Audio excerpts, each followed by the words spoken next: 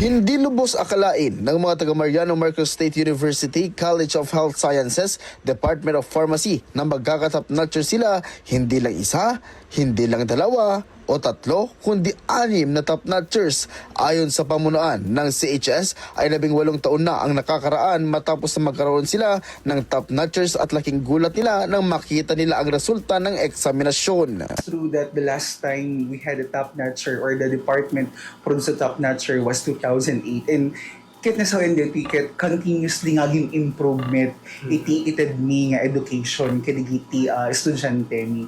And this is reflected in our board exam performance kasi for the last for a decade, for more than a decade now, we've been consistently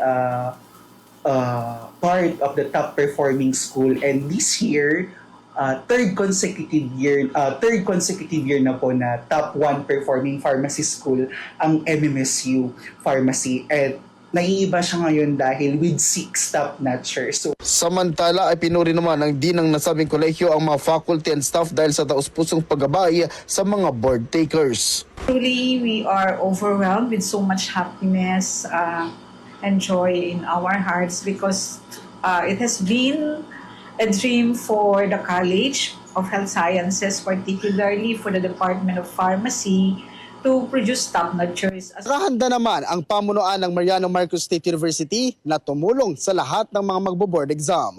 Kasama mo mula dito sa IFM Lawag, Idol Lawrence Martinez, Tatak RMN. RMN Network News.